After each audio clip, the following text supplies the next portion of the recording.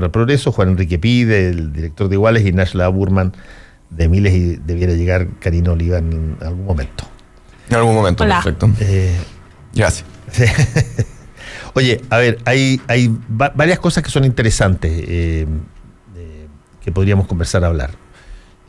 La primera que yo quisiera tocar es el anuncio ayer respecto, porque eso sí que toca a la sociedad civil directa, es el anuncio que se dice que va a cambiar el sistema en términos de los medicamentos y cómo se compran los medicamentos. Y creo que si es que hay algo que cualquier persona que haya salido fuera del país, a cualquier país, no importa cuál sea, cualquiera, y ha tenido que comprar el medicamento que normalmente utiliza para, no sé, inducir el sueño, o para la hipertensión, o para lo que sea que lo compre, el shock de la comparación de precio es una cosa que no tiene parangón. Y uno se pregunta, a ver, ¿qué tienen estos países para que eventualmente, sin ser ellos los países que tienen el lugar donde se producen, sino que reciben tal cual como Chile, tengan los mismos medicamentos a un precio tan gigantescamente menor? El presidente ayer dijo palabras bien duras, sí, cuando presentó esto. De hecho, creo que estuvo muy bien ahí, en las palabras que eligió. No, está muy bien, pero ahora, cuando uno elige palabras, y el presidente debe saber eso, cuando uno escoge palabras, ya a estas alturas lo debe saber, cuando uno escoge palabras específicas para hablar de determinadas cosas, tiene que hacerse cargo del peso de esas palabras. Cuando él dice que aquí hay abusos por parte de los laboratorios y que aquí hay cadenas de farmacias que van contra la ley, uh-huh, y agrega de que las que no lo cumplan estas cosas más vale que lo piensen 10 veces porque el castigo va a ser muy severo. Sí. Tú tienes que poner acciones detrás de las palabras, porque si no... Exactamente. La cosa pasa de ser exclusivamente algo retórico, pero ayer en eso estuvo extraordinariamente potente, y desde ese punto de vista vamos a ver cómo se materializa esta rebaja de medicamentos. Y la fiscalización también, porque esa fiscalización va a requerir financiamiento, va a requerir nuevas personas que estén a cargo de realizar esa fiscalización, pero yo creo que... obviando el hecho de que se ha discutido un año la ley de fármacos 2, y obviando el hecho de lo que ocurrió con Sebastián Piñera cuando supimos lo de las colusiones de las farmacias, donde tenía acciones metidas ahí en FASA, obviando todo eso, yo creo que Piñera ayer lo que hace es muy inteligente, porque separa, al escoger esas palabras que tú mencionabas, separa desde la indignación. Y eso es súper importante, porque este tema es realmente indignante. Y yo creo que eso muestra un poco de empatía, aunque sea solo simbólica, pero también yo creo mucha responsabilidad con cuáles son las medidas que se van a tomar, sobre todo respecto de los recursos que se van a destinar para esto, además de las decisiones políticas, pero los recursos que se van a destinar para esto, y sobre todo en temas de fiscalización. Yo creo que ahí es donde está uno de los mayores desafíos para que esto se materialice en algo concreto. Si tú mencionaste una palabra, a mi modo de ver, clave, que se llama fiscalización. Y yo lo decía en el panel anterior, uno de los problemas que uno encuentra prácticamente en todo lo que ha sido llamémoslo así, la estructura vertebral del modelo económico chileno, desde las concesiones por sanitaria hasta la situación de la farmacia, es que a la hora de que se producen los estropicios, tú tienes una situación brutal en términos de contaminación con petróleo en sal, o cuando tú tienes un problema un estallido de una serie de calefactores en determinados edificios, o tienes un problema con el robo de agua para uso minero o para uso de producción de alimentos, o cuando tienes una situación de los precios desmedidos de algunos lugares, la respuesta es siempre la misma, idéntica: no tenemos suficientes fiscalizadores para que aquello para poder saber lo que eso pasa. Y la pregunta, que yo he hecho ya bastante, pero que es una pregunta retórica porque la respuesta es obvia, es si es que el no tener fiscalizadores es diseño o es una casualidad. Y la verdad es que, tú lo decías, Nachla, las platas puestas en fiscalización son siempre muy pocas. Y son ridículas la cantidad de personas que están encargadas de revisar que determinadas cosas pasen. El presidente ha dicho ahora, y se lo dijo incluso en inglés al ministro Mañalich, como dijo Greta Thunberg, porque cita a Greta, y dice, ministro, I'll be watching. I'll be watching, que significa, yo estaré vigilando. Bueno, esa es la parte teatral, la parte teatral que necesitaba para cerrar. La verdad media trampiana, así como diciendo, tengan cuidado que yo les dejo caer.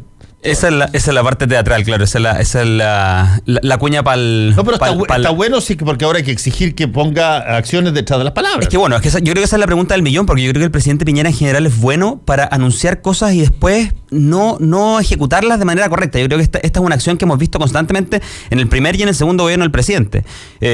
No nos olvidemos que nos venimos a enterar en Chile de la posición política medioambiental del gobierno cuando el presidente se fue a la ONU. No nos olvidemos cuando fueron las grandes protestas estudiantiles del primer gobierno del presidente Piñera. El presidente Piñera también, por cierto, en la ONU decía, oye, pero aquí la lucha de los estudiantes es una lucha noble, aquí esto hay que apoyarlo. Después acá en Chile decía, pucha, es que no podemos hacer mucho. Entonces yo creo que la pregunta del millón es precisamente esa, cómo el presidente Piñera va a aterrizar un anuncio importante. A mí lo que más me impresionó del anuncio, yo por cierto soy de esos chilenos que decías tú que vamos a comprarnos los remedios. Yo también, por si acaso. Yo tengo una arritmia cardíaca y mis antiarrítmicos cuestan un cuarto en Argentina, en Mendoza, un cuarto de lo que cuestan acá en Santiago. Y por lo tanto casi que neteo con el pasaje en bus, ¿cachai? Pero la pregunta del millón es cómo el presidente efectivamente va a aterrizar un anuncio que es fundamental y que sobre todo tiene una parte que a mí me impresionó, que a mí me dejó impactado, que es que hay 59 comunas en Chile que no tienen farmacia, que no tienen distribución de remedios. ¿Cuál es esa urgencia social que quizás es más fuerte que el precio de los remedios, que también, por cierto, es importante? Pero finalmente que hayan 59 comunas en el país donde la gente no tiene dónde acudir a comprar un medicamento que requiere para sanar una enfermedad, para probablemente seguir viviendo, para tratar una enfermedad crónica, es algo que Ahora, que aquí hay un punto súper interesante que va a pasar. Yo les advierto que va a pasar. Cuando tú escoges tu enemigo, o tu adversario más bien. Tienes que hacerte cargo. Ese adversario va a hablar y va a salir. En los laboratorios y las cadenas de farmacia a las que se refiere el presidente, que las apuntó con el dedo, y yo creo que sacó aplausos detrás de montones de gente, pero los laboratorios tienen unos lobbies gigantescos. Sí, eso justamente iba a hablar. Siempre cuando... el presidente Piñera, si bien fue un discurso bien fuerte y se dirigió contra un grupo económico que no muchas veces lo hace, y bueno, yo como y que financió buena parte de sus propios parlamentarios. También. Y donde él tuvo acciones mucho por supuesto, y obviamente, hablando por mí como buen liberal, estoy en contra de cualquier concentración de poder, sea político o económico, y es un mercado que está súper regulado y por tanto muy protegido, y por tanto, cierto, establece ciertas dinámicas monopólicas.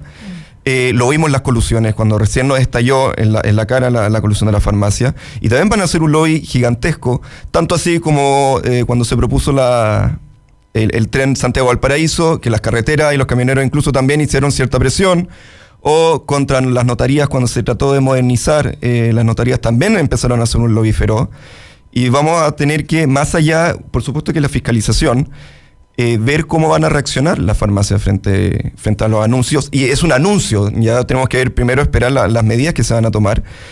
Y obviamente una cosa del precio, otra cosa es efectivamente la escasez de oferta en ciertas comunas, ya que no necesariamente se tiene que solucionar con más competencia, sino también creo que un aspecto relevante es la información. Ya porque el reportaje de Canal 13, creo que fue ayer, o bueno, toda esta semana, dijeron que ciertas farmacias, cuando la gente iba a pedir los medicamentos, la misma persona que atendía decía, no, sabes que no, tenemos el genérico, cuando en verdad sí lo tenían. Y la verdad es que ahí hay una suerte de negociación, primero entre los médicos y entre las farmacias que recomiendan ciertos medicamentos de marca, ya, para solamente hacer este pequeño negociado, cuando efectivamente existen genéricos que son 180% menos en su valor que las mismas marcas de farmacia.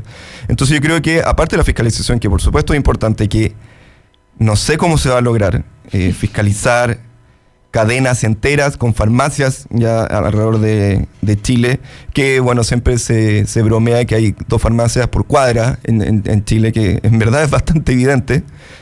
El otro es la información, ¿cierto? La información que se pueda entregar a la gente y decirle, ¿sabe qué? Aparte del medicamento que usted está comprando, que puede valer 42.000 pesos, hay una opción que tiene el mismo componente activo, que va a generar el mismo efecto en usted, que tiene dicha enfermedad y que vale, no sé, 4.000 o 1.000 pesos. Yo creo que también es muy relevante y es un tema que no se ha tocado mucho. Obviamente hay que esperar las medidas, como bien dije, pero también el flujo de información hacia la gente, hacia la sociedad, yo creo que también es muy importante. Pero yo creo que en el anuncio nos fijamos en que el presidente aborda el tema desde... No diga que llegó, no te había presentado. Perdón. Que hace un anuncio en función de los bioequivalentes, de cómo se va a garantizar la existencia de medicamentos bioequivalentes, que me parece bien, pero en definitiva el gran problema de los precios de los medicamentos no está en si hay medicamentos bioequivalentes o no bioequivalentes. Por ejemplo, yo consumo el Euteriox bioequivalente, vale un 10% menos que el medicamento no bioequivalente. Es decir, el problema del precio no está en la bioequivalencia. El problema del precio está más bien en la negociación de los valores, los precios de los medicamentos. La otra parte que habló el presidente, el abuso, dice la farmacia y los laboratorios. Pero no lo aborda con la colusión de los precios, no lo aborda como el mercado está, porque decir, los vamos a sancionar con una medida muy severa. Toda ese elemento que... No, pero por lo menos es un avance de que tú, claro, tú puedes exigir que haya conducta detrás de las palabras después. Que esa es una cosa que tiene que hacer la sociedad civil. Tiene que hacer la sociedad civil, pero no puede ser que mandatario tras mandatario solo sean anuncios que tú le cobres la palabra y después te digan, mira, en realidad no puede porque después el argumento es que quedó durmiendo en el Congreso y que los parlamentarios no lo avanzaron. Claro. Es decir, yo anuncio, no, es que el Parlamento me hostiga. Entonces creo que aquí porque son medidas que influyen directamente desde el Ejecutivo. O sea, las medidas de las sanciones cuando tienen que ver con gastos, con incremento de, sea gasto fiscal o inyección de recursos por una multa, son de exclusiva responsabilidad del Ejecutivo. Entonces ahí creo que también tiene que haber una medida más. O sea, yo creo que es bueno un anuncio, pero no nos podemos satisfacer con anuncios, medidas tan significativas. Es lo mismo con el transporte hoy día. Espérate, yo no es por defender al presidente, pero lo voy a hacer. Pero lo voy a hacer igual. No, pero el anuncio tiene que ver, o sea, el anuncio es práctico. Sí. Es práctico. El Más anuncio, dialéctico. El anuncio es que va a haber una nueva una norma, qué sé yo, y tiene este color amarillo y la tonterita de aquí. Están todos vestidos de amarillo hoy día. Fantástico, ya. Y por lo tanto tú vas a poder revisar si ese anuncio es real, es un cambio sustancial o no. Pero está la amenaza o la advertencia que dice que a mí me parece mucho más interesante porque La más severa es la de la clausura. De que tú eventualmente puedes utilizar la ley ahora sí para impedir eso. El punto es que tú tienes un sistema que ha funcionado así durante muchísimo tiempo y tú tienes que ver cómo ese sistema se ajusta a lo que está señalándose ahora. O si no, por ejemplo, creo que alguien me contó, a mí me parece que está dado para que tú puedas, por ejemplo, creo que lo planteó Jaime Belolio en algún momento dado, que tú te esté dado de que tú puedas importar directamente medicamentos de otro país. Está en las medidas. Está en las medidas. Y está en las medidas. Y eso sí es algo que te puede remecer pero sí es lo que la asociación de farmacia, al cartel que está conformado acá. Pero piensa que las asociaciones farmacéuticas lo que están pidiendo es que se regulen las importaciones de medicamentos porque no están supuestamente según ellos, no están los mismos estándares de calidad frente a los medicamentos que puedan estar produciendo los laboratorios acá. El problema también que cuando hablamos de medicamentos, que es una cosa que tampoco el país aborda y tampoco aborda el presidente en su discurso, son las patentes farmacéuticas de distintos medicamentos que Naciones Unidas establece que hay medicamentos que los estados tienen la facultad de tomarlos como propios cuando tienen que ver con enfermedades de alta densidad en la población.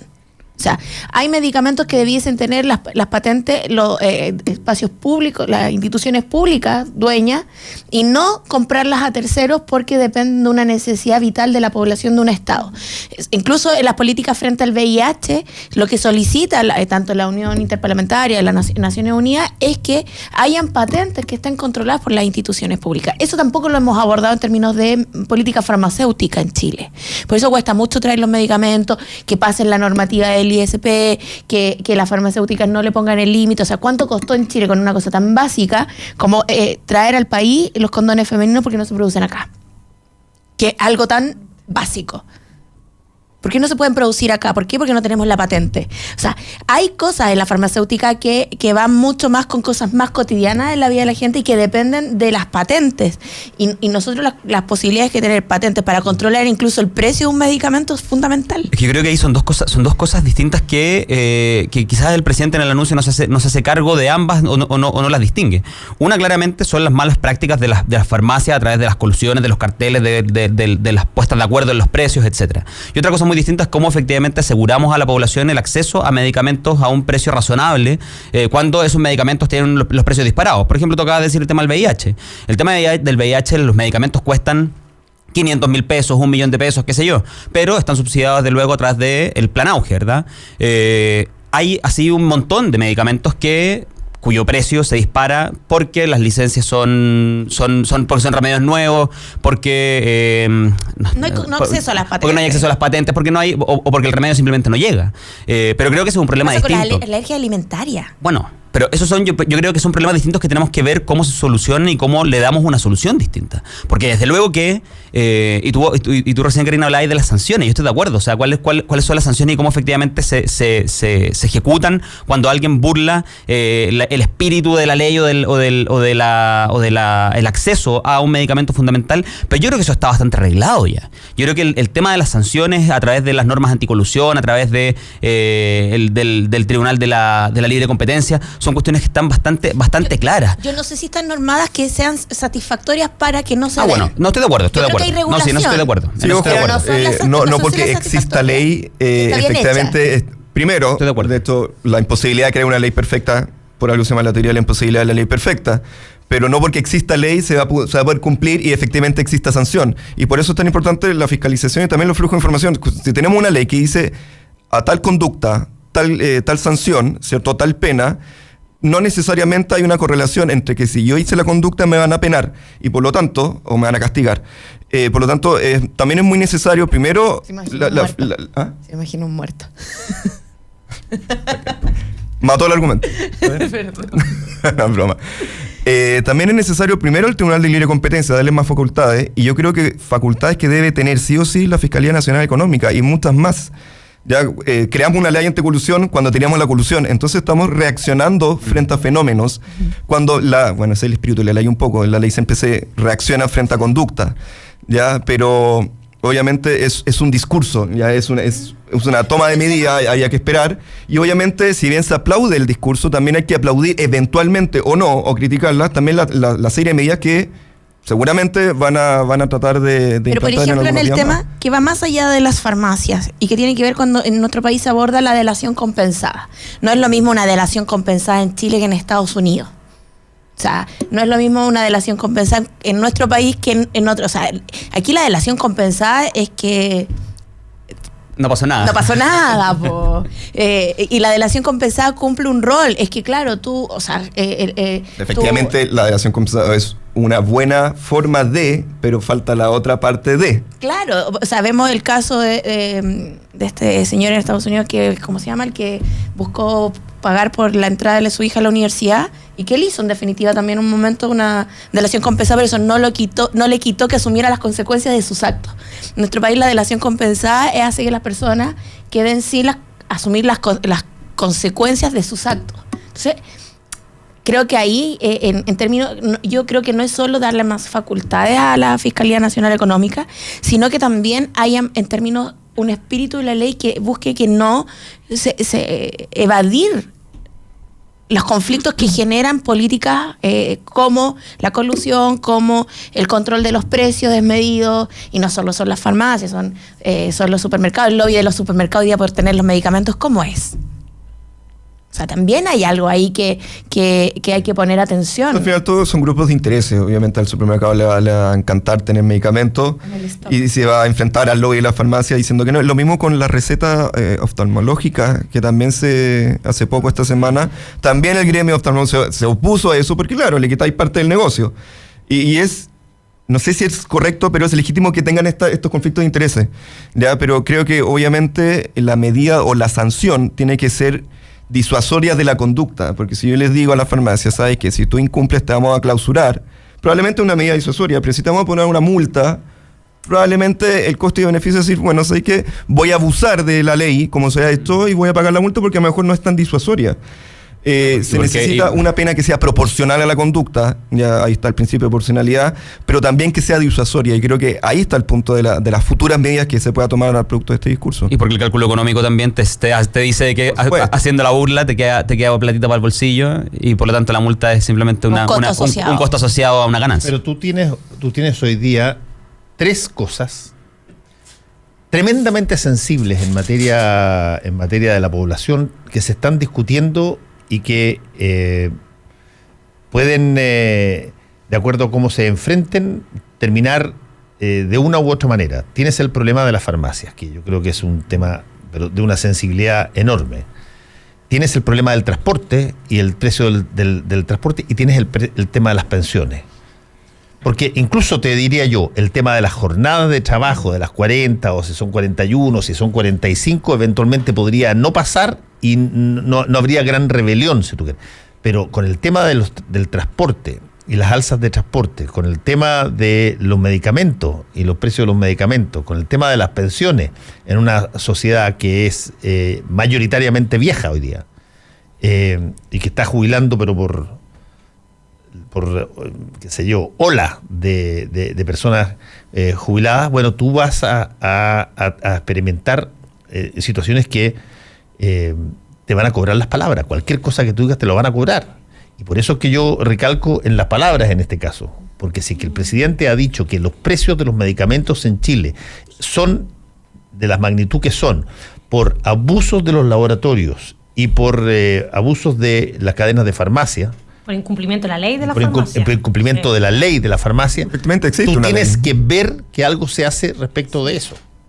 Y yo creo que también, junto con ellos, porque nosotros aquí reaccionamos de cierta manera y desde cierta mirada por la información que tenemos, porque estamos interesados en esto, porque es un tema para hablar hoy día, pero las personas que escuchan eso en su casa, lo que quieren saber en definitiva es si el remedio que ellos toman va a estar incluido en esa lista. ¿Cuál es esa lista de medicamentos? ¿La lista de medicamentos que van a tener bioequivalente va a cambiar?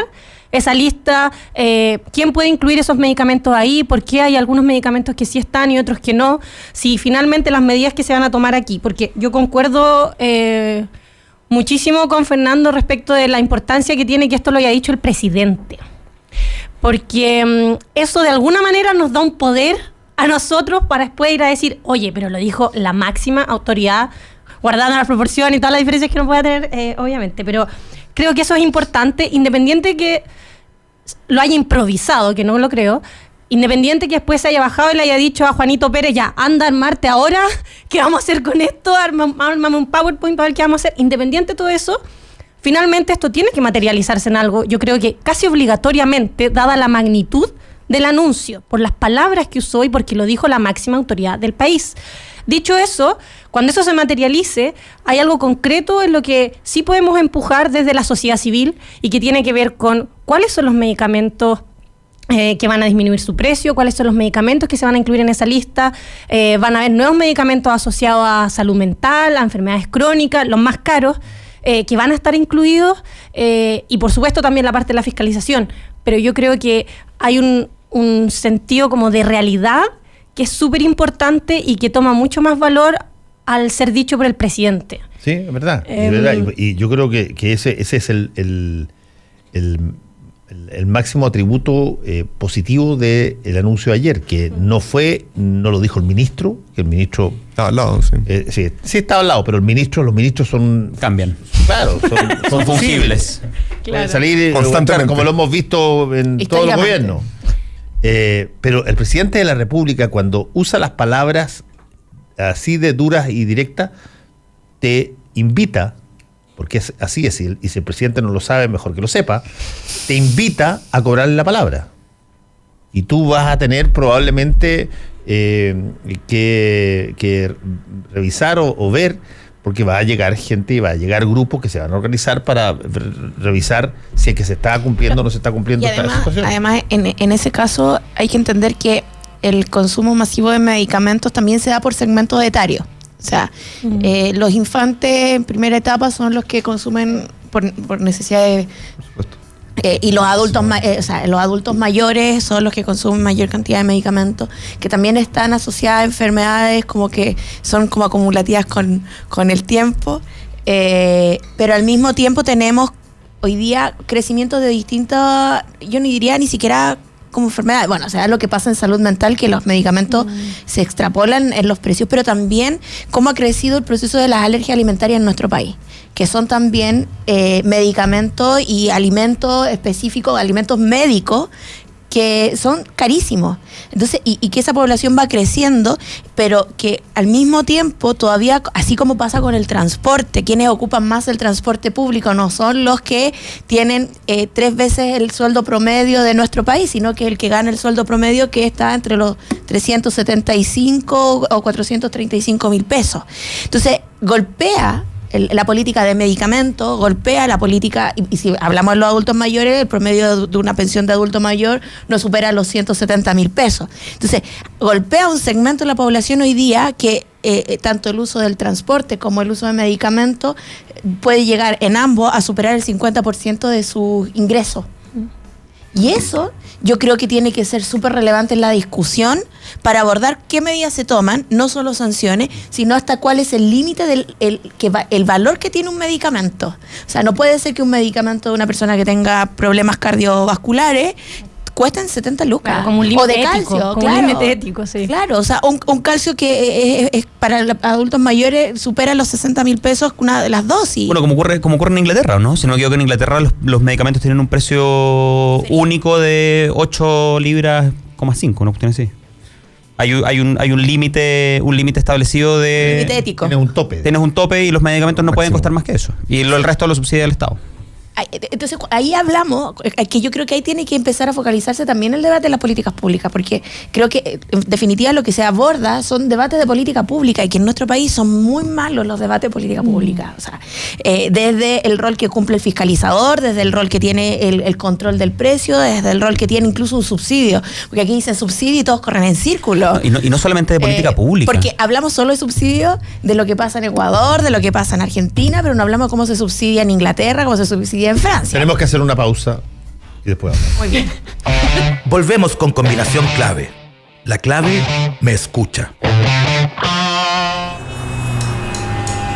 Transitamos por las grandes avenidas de la información y opinión. Recorremos los suburbios de la actualidad y conversamos con los habitantes que hoy marcan la pauta. Encontrémonos en Metrópolis, de lunes a viernes desde el mediodía. Junto a Felipe Bianchi y Rodrigo Gómez. Por la 92.9 FM y en radiolaclave.cl. La clave me escucha. Nada mejor que relajarse por las tardes con un rico café, sentir su aroma, su intenso sabor, mientras escuchas tus canciones favoritas. Marley Coffee está contigo con un sabor natural. Comparte la buena onda. Vívela con tus mejores amigos. Porque no solo es un café, es Marley Coffee.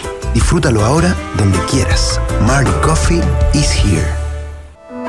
En el corazón de Providencia y a pasos del metro, Hotel Nogales and Convention Center. Un servicio de primer nivel con estacionamiento, wifi y desayuno incluido.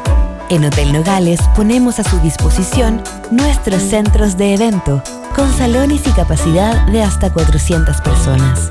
Reserve su estadía en hotelnogales.cl o llamando al 2233 56 958. hotelnogales.cl. Lo hacemos simple para usted.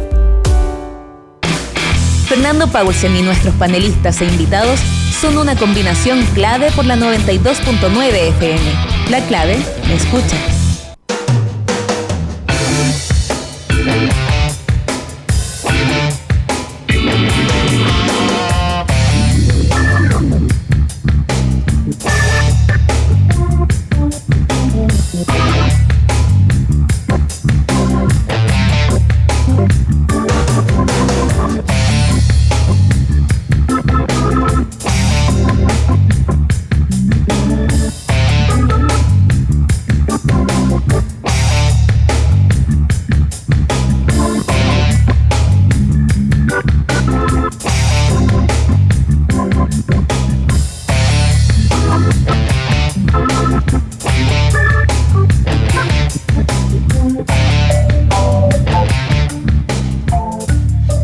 Empieza tu día con toda la energía natural de Marley Coffee, un café de grano orgánico molido al instante con leche descremada. Prueba el sabor de Marley Coffee, sus dosis exquisitas y variadas mezclas de máquinas self-service. Espresso, chocolate fuerte, té chai y otras bebidas calientes te esperan para recargar tu día. Con Marley Coffee, disfruta tu día con toda la onda.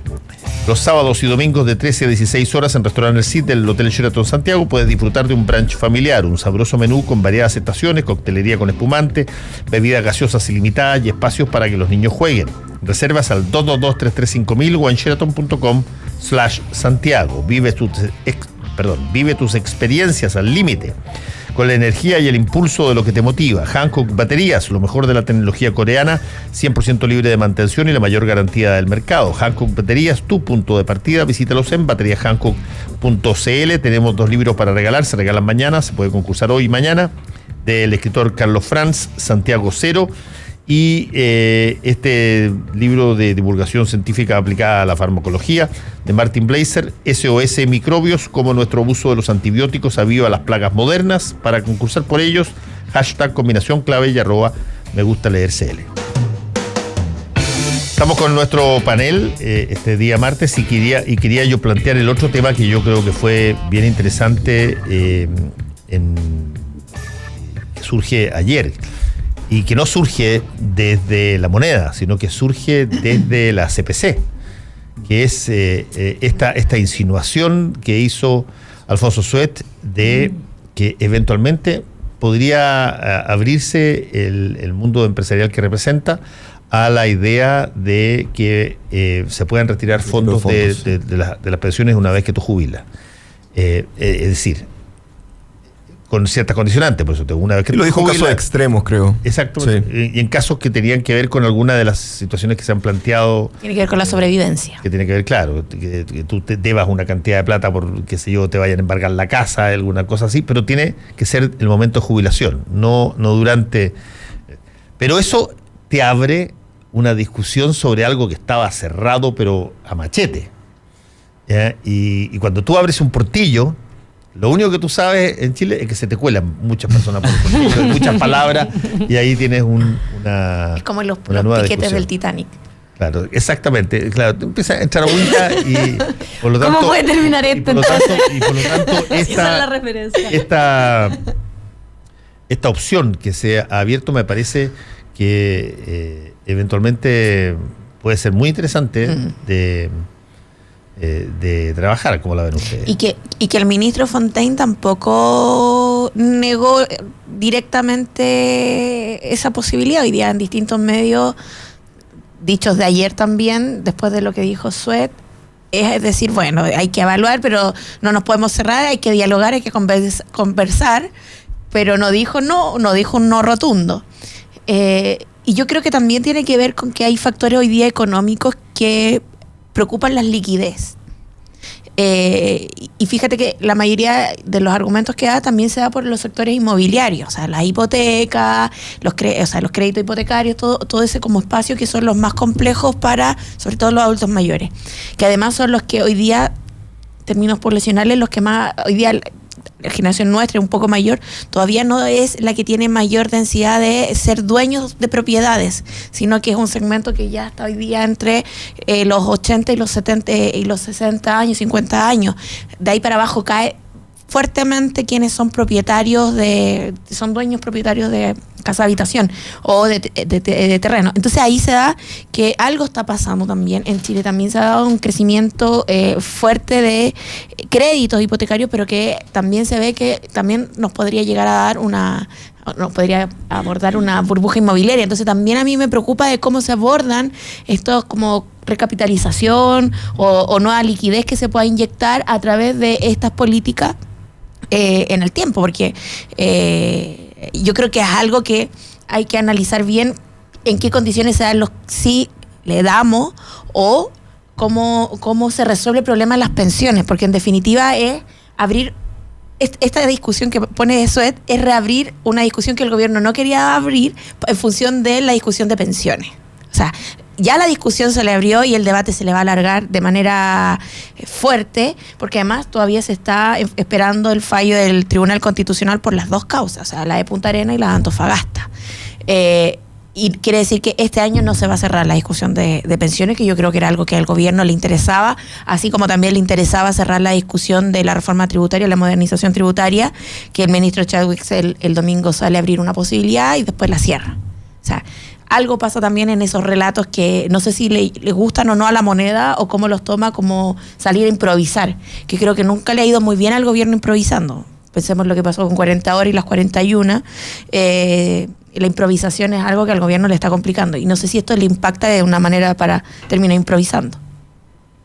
Yo creo que sumado a lo que tú dices, Karina, hay no sé si es porque soy mal pensada, pero siento que hay como una estrategia de fondo y que se esconde en ese casos extremos o en la letra chica de esta posibilidad que se abre, porque creo que hay mucho, no sé si riesgo, porque yo creo que es adrede, que esto en el fondo se transforme en una estrategia para bajar el promedio.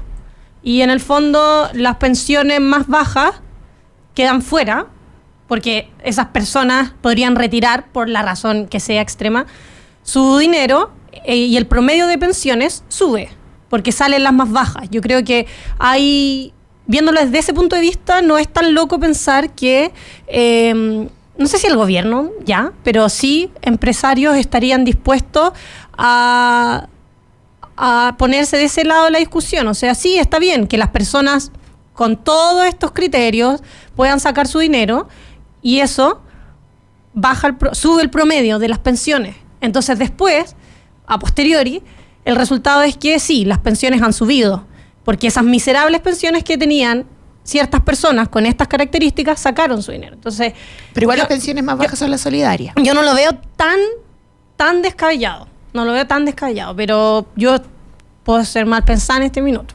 Yo creo que uno se pierde un poco en la discusión cuando se dice que se puede sacar los fondos de pensiones en ciertas circunstancias. Yo estoy de acuerdo, yo creo que evidentemente esos fondos son de las personas, eso está fuera de discusión, más allá de que alguien haya dicho esta semana que los fondos no pertenecían a las personas, sino que no. Entiendo que fue un profesor de la Universidad Católica. Sí. Catedrático. Un catedrático, un académico. Me corrigieron el otro día eso, así que para que... el problema que yo veo en esto es que si efectivamente nosotros permitimos que las personas puedan retirar su fondo bajo ciertas circunstancias, ¿cómo esa persona después va a lograr tener una pensión que le permita una supervivencia cuando ya no pueda trabajar? Y tiene mucha relación con lo que decías tú, Fernando, en el bloque pasado. Nosotros subimos los precios de los remedios, subimos los precios del transporte, bajamos las pensiones y finalmente no tenemos una política integral de envejecimiento, pareciera. No tenemos una política integral como para saber qué es lo que vamos a hacer con las personas cuando ya no tengan una edad productiva, cuando ya no puedan trabajar con el mismo ímpetu que podemos trabajar a la edad que tenemos nosotros. Por lo tanto, yo creo que esto abre más interrogantes que certezas. La certeza de que las personas son dueñas de sus fondos, yo creo que eso no está en discusión, más allá de lo que puede decir este catedrático de la Católica. Pero catedrático.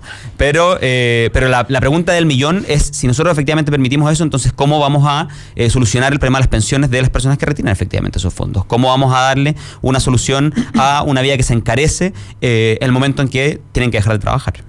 Es interesante el debate de derecho de propiedad. Me acuerdo de aquel académico catedrático de la Católica. Pero también le responde el profesor Correa. O sea, no le responde. De hecho, Correa hace un ejercicio una semana atrás diciendo cómo se toma el derecho de propiedad, porque obviamente habían dos posiciones, el derecho de propiedad absoluto, y la verdad es que la legislación chilena establece distintos tipos de propiedad y por lo tanto se relativiza un poco como todo derecho. Todo es relativo en la legislación, pero obviamente yo no tengo duda que esa plata es de las personas y solamente está condicionado a cierto criterio, que es el momento de jubilarse, ¿ya? Bajo ese punto de vista es interesante el subdebate que se vuelve, bueno, si la plata es tuya bajo estas condiciones y la cumpliste, entonces no solamente la puedes obtener parceladamente, sino todo, ¿ya? Y también hay que ver, bueno, qué porcentaje se puede sacar, porque no, obviamente se dice, bueno, después de jubilado él puede sacar toda la plata, pero al final se tendría que empezar a profundizar cuánto porcentaje, si el 100%, si el 90%, el 25%. Creo que, si no estoy equivocado, se contempla que en casos extremos se podía sacar creo el 25%. En Perú era el 90% y la verdad es que el 3.4% de las personas, lo sacó el 90% para pagar justamente deuda, o lo hizo en consumo, básicamente. Y el tema profundo de eso es que si se puede sacar, efectivamente, ¿qué se hace después? ¿Ya? Porque yo puedo solventar el caso extremo, pero después sigo viviendo. Sí, claro. O sea, no, mi vida no se acaba cuando resolví el problema. Y creo que más allá del tema de las pensiones es también tener una política pública que sino incentive el buen vivir, ¿cierto?, de la tercera edad, y que puede ir en sentido desde exención de ciertos impuestos, de las contribuciones, lo que sea, o subsidios. Hay una amalgama de materias que se pueden dar, ¿cierto?, a las personas que se están jubilando, y creo que sentarnos tanto en el derecho de propiedad y en las pensiones, obviamente el tema del Tribunal Constitucional va a ser tema, porque si dice que no, y probablemente diga que no, aquellos que sepan criticar al Tribunal Constitucional les van a dar más razones para criticar al Tribunal Constitucional. La Corte Suprema se está enfrentando hoy en día con el Tribunal Constitucional porque ambos están extendiendo sus facultades. Ahí hay un choque de trenes bastante interesante, y bueno, al final no todo se tiene que sentar en el tema de pensiones, sino hay que pensar un poquito más arriba, que es finalmente la tercera edad, y creo que se está obviando un poco eso. Pero yo creo que... aparte que la política chilena es súper monotemática. Y no sí, yo creo que igual se da, y creo que la respuesta que da Suet también está dada en función de la perspectiva que se está abordando el derecho a propiedad. Porque, por una parte, el discurso de las AFP ha sido tranquilo, nosotros solo somos administradores, en la lógica de cómo está establecido la regulación de las que son administradores no solo de los fondos de pensiones, sino que también cualquier tipo de administración, como las administraciones de los edificios. O sea, hay un relato que se ha dado históricamente de cuál es el rol de la AFP, y ellos dicen, no, nosotros no somos dueños, somos administradores. Entonces, y cómo se da también en función de la propiedad privada, la seguridad social. Entonces hay dos elementos que históricamente en el debate han sido contrapuestos, propiedad privada y la seguridad social. Y yo creo que ahí hay un debate que a ambos sectores, o a los distintos mundos que abordan tanto propiedad privada como seguridad social, les genera un conflicto. Porque el establecer, el decir, irse al Tribunal Constitucional con el argumento del derecho a propiedad, frente a puedo recuperar porque esto es solo una administración, no es un fondo de seguridad social, porque piensa que la AFP también ha dicho, nosotros no hacemos seguridad social, hacemos administración de fondos. Y la vuelta es que no, es un sistema de seguridad social. Empieza a complejizarse el dime y direte de los fondos. Ahora me dio frío. De los fondos. ¿Y cuál es el objetivo de tener las plata en una administradora que administre, si es administradora o garantía de seguridad social? Yo creo que ahí está parte de un debate que a todos los tiene cojos. Porque es complejo decir, sí, que todos saquen, y después ¿quién se hace cargo? ¿Cómo se genera una seguridad social? Pero esa dificultad del debate yo creo que está para todo el mundo que está abordando el tema. Uh-huh. Porque después cuando tú digas, no, pilar solidario y todos juntos, ¿y dónde quedó el derecho a propiedad que discutiste antes? ¿Y dónde está el derecho de la seguridad social? Entonces creo que el debate de pensión hoy día es un debate que hay que darlo en términos de seguridad social, en términos de propiedad privada, pero también de convivencia colectiva para una tercera edad. Yo creo que está todo, pero preparándose extraordinariamente bien para la renta básica universal. Y con eso cerramos. No, Comerciales. Estoy bromeando a media, porque no hay. Como jugando.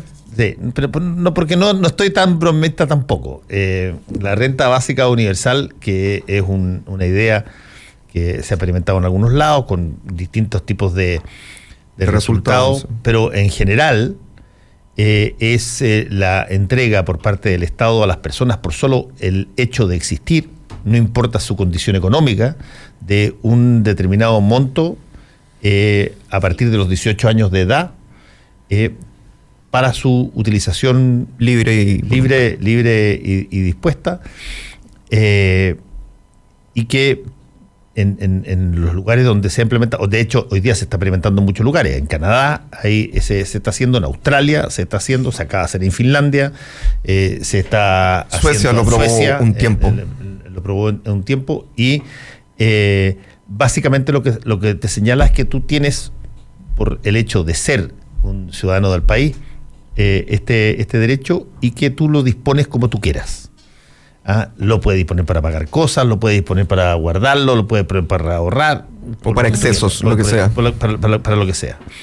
Y la tesis básicamente es que la administración que hace la gente de sus recursos, y particularmente la gente más vulnerable, de los pocos recursos que tienen, es mucho más eficiente que la de las personas que tienen mayores recursos y que eventualmente caen en situaciones porque los administran más dilapidadamente, y por lo tanto la gente mejora sus estándares por la administración racional de este recurso extra, de una manera mucho más eficiente. Se asocia, mostraron un caso en Canadá y en otras partes donde tú produces asociatividad sobre la base de colocar parte de esta plata y generar un montón de otras cosas. Digo porque efectivamente el tema de sacar las platas de las AFP tiene dos variables. Una variable es si que tienes derecho o no tienes derecho a hacerlo. Y otra variable es si es que lo haces, ¿qué pasa si llegas a una situación donde esa plata la sacaste para pagar situaciones que te apremiaban, pero que se te merma del momento de la jubilación? La respuesta que yo entendí de la apertura que hizo Alfonso Sueta ayer es que solamente se permitiría o podría estar abierta esta posibilidad a que tú retiraras la plata o parte de esa plata una vez que te jubiles, no antes. O sea, sigue siendo tu plata teórica hasta que te jubiles, pero va a ser realmente tuya en un porcentaje cuando te jubiles, no antes. Y puede ser de que tú tengas el apremio antes, por eso que hay mucha gente que está diciendo, oye, yo todavía no me alcanzo a jubilar, pero tengo esta situación brutal y me dicen que tengo una plata emposada ahí que eventualmente la podría utilizar. Efectivamente, en el caso peruano, fue un porcentaje bastante bajo el de las personas que retiraron sus plata. El total, el 90%. Sí. 3.4% de las que retiraron el 90% de los fondos, sí, que era el monto máximo. Claro, que fue muy bajo el porcentaje, y otros mantuvieron las platas ahí, porque te repito, si la tesis no es descabellada. Las personas que saben que viven con poco, por eso es que se producen las rebeliones por el alza de 30 pesos en el transporte, porque las personas que viven con muy poco son extraordinariamente más eficientes que las personas que viven con mucho para resguardar y para utilizar los pocos recursos que tienen. Y por lo tanto, un alza de 150 pesos puede ser un desequilibrio gigantesco en esas determinadas personas. Y por lo tanto, la idea de que se ha plasmado, de que si que tú permites que las personas saquen parte de sus recursos de las AFP, lo que van a hacer los gallos es sacar toda la plata y comprarse televisores y mandarse viajes por acá, para allá, y después van a decir, oye, no, ahora que el Estado me parece ridícula en términos prácticos. Tú armas una caricatura de una situación que las personas en general, y eso es la esencia de la libertad, podrían determinar si necesitan esos recursos o no esos recursos, entendiendo de que no son algo que te va a llegar constantemente, sino que es la plata que tú has tenido en posada. Y yo insisto en ese punto, y que está validado por montones de estudios. Las personas que tienen menos a la hora de, como se vio en la época de la dictadura, con toda la situación de ollas comunes y todas las cosas que hay, a la hora de tener que distribuir lo poco que ganan, se transforman en mucho más eficientes para eso que las personas que tienen más. Pero piense que los estándares de, por ejemplo, cuando uno mira la encuesta económicas que da el Banco Central sobre las deudas, son las familias que tienen menos recursos las que están mayoritariamente más al día con sus deudas que los sectores medios. Incluso los más acomodados, o sea, son los que tratan de mantener sus pagos al día en todo orden de cosas. No es que, y eso de encuestas que ya llevan bastante años haciéndose, que muestran ese movimiento, que económicamente son más responsables, y sobre todo las mujeres, en pagar sus deudas, las jefas de hogar. Tienen que focalizar recursos finalmente, y se entiende que lógicamente aquel que tiene más recursos va a disponer de su plata a lo mejor en ocio o necesidades que ni siquiera estaban pensando. Porque también sabe que si no paga, queda limitado a liquidez, y lo que necesita es liquidez. Liquidez para movilizarse, liquidez para ir a comprar el pan, liquidez para vestir, porque son elementos de supervivencia. No hay destinos exclusivos para espacios de ocio, de placer. Son generalmente para alimentación, para vestimenta y para transporte. Era interesante el tema de los estudios, como la Rational Choice, porque lo que está, no es excluyente, pero afirma el debate, es de Behavioral Economics, o la economía conductual. Y esto es un debate que también se da dentro del liberalismo. Si nosotros permitimos que no podamos disponer libremente de nuestro dinero, ¿ya?, que es una corriente liberal, ¿cierto? Nosotros somos libres y dispuestos de nuestro dinero. Entonces, ¿por qué dejamos que una administradora, sea pública o privada, por ley no podemos sacarla? Entonces, ¿cuál es la racionalización del liberal frente a esa lógica? Y Behavioral Economics o Behavioral Science dice que el ser humano es miope a largo plazo, ¿ya? Que se puede complementar con el estudio que efectivamente la gente que tiene pocos recursos optimiza mejor. Pero también los estudios en Estados Unidos, y esto de Richard Thaler o Can Sunstein, te dice que el Estado se tiene que encargar a largo plazo de las personas, no más al corto plazo. Porque dicen que la gente es miope al respecto. Y eso es una discusión que uno puede decir, efectivamente sí, efectivamente no. Hay estudios que lo avalan, como hay estudios que efectivamente dicen que la gente optimiza mejor sus recursos. Y es un debate que, si viene un poquito más abstracto, ¿cierto?, de cómo la gente se comporta frente a ciertos incentivos, creo que también se tiene que integrar al debate de las pensiones. Y no se está integrando mucho. Entonces, sacarlo después de cumplida la condición de jubilarse, toda la plata, un porcentaje, o cerrar el tema y decir no se puede sacar en ningún sentido, considerando que hay casos de emergencia, yo creo que también se tiene que abrir el debate, verlo caso a caso o establecer criterios, y yo creo que ahí la relación público-privada también tiene que ser bastante importante. Y como dije, es un tema muy monotemático y no estamos viendo también el panorama más grande.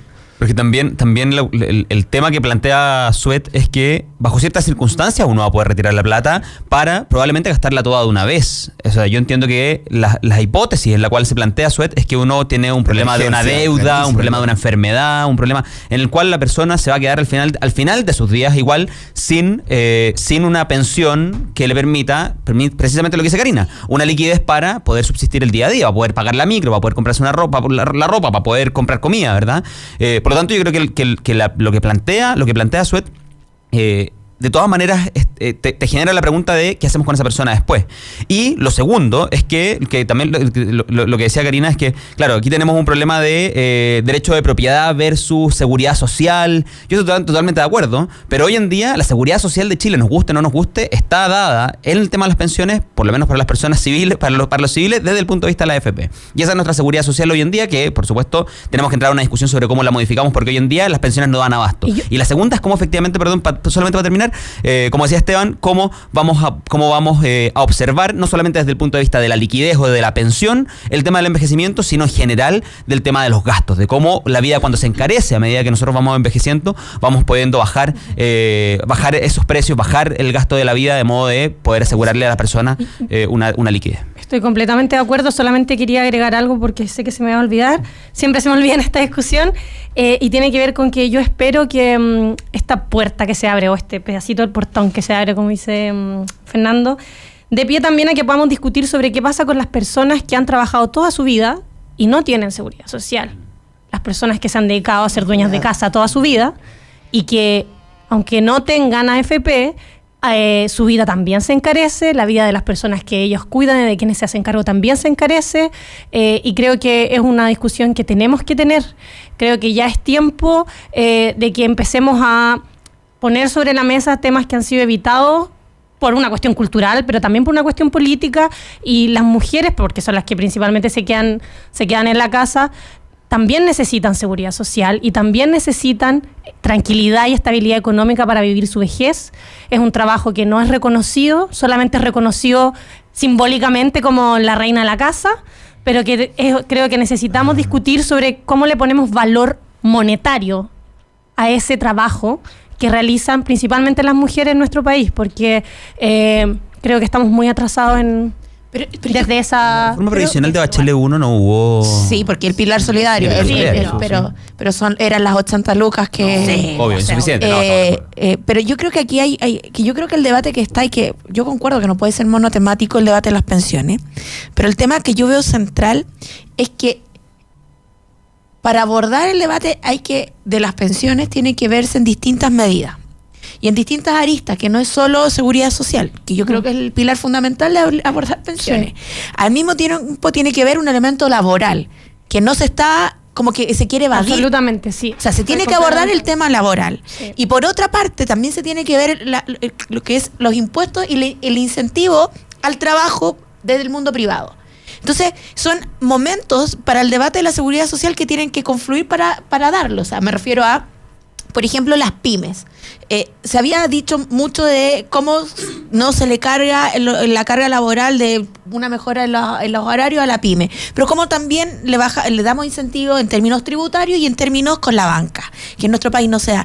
Eso tiene un directo impacto en las pensiones, porque tiene un directo impacto en el campo laboral. Como también la regulación para que las mujeres, no solo las que no están en el sistema como fuerza laboral, sino que también no sigamos ganando un 30% menos, eso también tiene un impacto en las pensiones. O sea, para abordar el tema de las pensiones tenemos que darlo en distintas aristas, y a mí me preocupa que solo el debate esté si SUET está disponible a darnos la posibilidad de retirar nuestros fondos, un porcentaje, o vamos a estar todos los actores disponibles desde el gobierno a no atrincherarse con esta es mi posición y el otro sector esta es la otra. Creo que hay mucho elemento que va a garantizar una discusión de pensiones mucho más asertiva. Tengo la impresión de que la cosa es, si tú quieres, súper inicial esta idea, así que por eso te dije que se abrió un portillo, una cosa chiquitita. Un hoyito chiquitito.